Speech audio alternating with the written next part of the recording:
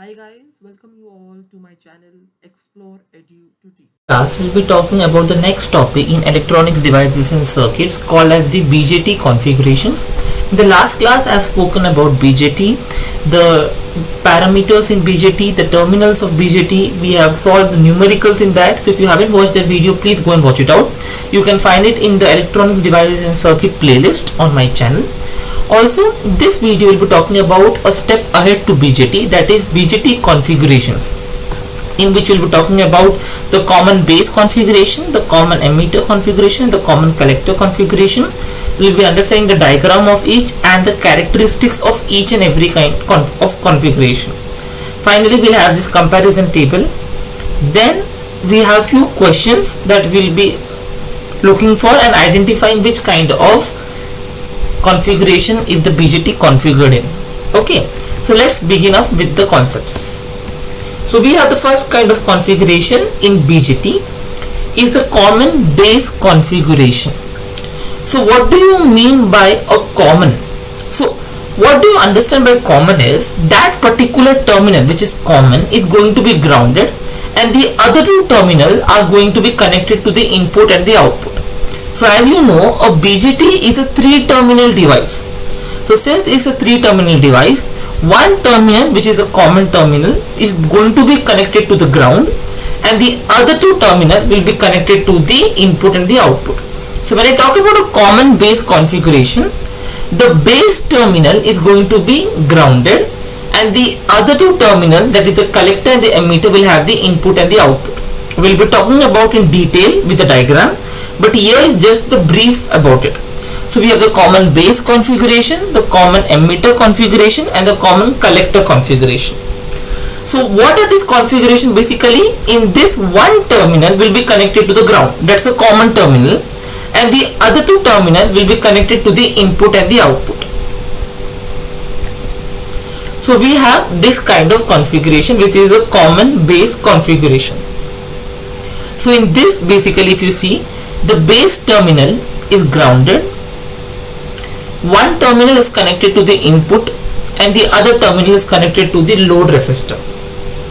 So understand this, a common base configuration is a configuration in which the base terminal, right, since it's common, it's connected to the ground and the other two terminals are connected to the input and the output. So the emitter terminal, this arrow is the emitter terminal, it is connected to the input and the collector terminal is connected to the output.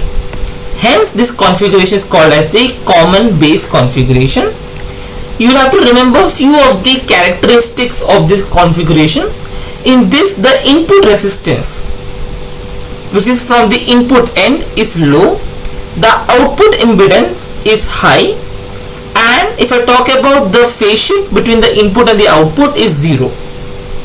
The voltage gain is high, the current gain is low, the power gain is low. Obviously there are certain derivations in this which I am not covered over here, but if you are interested, let me know. I'll try to bring up a video on my derivations also. But basically you should have this basic idea that the common base configuration has the base terminal is grounded, the input terminal is connected to the input voltage, the output terminal is connected to the output voltage. We have different parameters such as the input resistance, output resistance and the phase shift. The input resistance is low, output is high and the phase shift is 0. The next one is the common emitter configuration. The common emitter configuration is the configuration in which the base terminal is connected to the input, the collector terminal is connected to the output and my emitter is ground. So as soon as I say common emitter, you should understand that the emitter will be grounded, the other two terminals will be connected to the input and the output respectively. So the input is connected to the base terminal is connected to the input voltage and the collector, if you see, is connected to the output voltage. So in this, what are the characteristics? The input impedance is low, the output impedance is high and the phase shift has a difference of 180 degree. So if you see, in case of common base, the phase shift between the input and the output voltage was 0. It was a non-inverting amplifier because there was no inversion. But in case of my common emitter, the phase shift between the input and the output is 180 degree, hence it's an inverting amplifier. The final one is a common collector configuration. So in this, if you see, we have the input terminal, that is, so the common collector configuration, as you understand, the collector terminal is grounded. So the other two terminals, that's the base and the emitter, will be connected to the input and the output voltage. So if you see the common collector configuration, the collector will be connected to ground, the base will be connected to the input voltage, and the emitter will be connected to the output voltage. So you will have the input impedance is high, output impedance is low. The phase shift is again like the common base configuration only, it is 0 degree, okay, and hence it's a non-inverting amplifier. And these are the voltage gain, current gain, and the power gain for the common collector amplifier.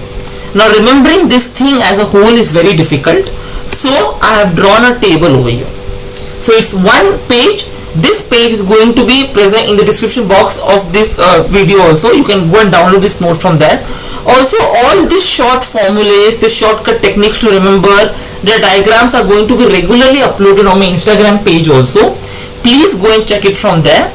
You can follow me on the page also. The links are given down in the description box. It's going to be really helpful for you to understand this diagram very well and learn maximum out of it. So you have the common base terminal, you have the common emitter terminal, and the common collector terminal. So what is the input impedance, what is the output impedance, what is the phase shift, and what is the voltage gain, current gain, and the power gain. So if you just remember this table, you can just, so if a question comes to you in a paper, for a 2-mark question, like write about the common collector configuration, just draw the diagram, explain the input, output, and the common terminal, and just remember this table. You can write in the form of points the characteristic for each configuration. Okay, so how to quickly identify. So now we are going to solve a problem over here wherein the BJT configuration will be given to us, and we'll have to identify what kind of configuration it is. So there's a tip for you which I have written in red. The terminal to which neither the input or the output is connected is the common terminal configuration. So as I told you, if you see in this diagram, the base is connected to the input voltage, the emitter is connected to the output voltage, so the collector is not connected anywhere. So it is a common collector configuration. Similarly, you have this BJT configuration in which you have the base is connected to the ground, the collector is connected to the output voltage, and the emitter is connected to the input voltage. So what does the common configuration terminal definition suggest? The terminal to which neither input or the output is connected. So the base has neither the input or the output, so we have the common base configuration.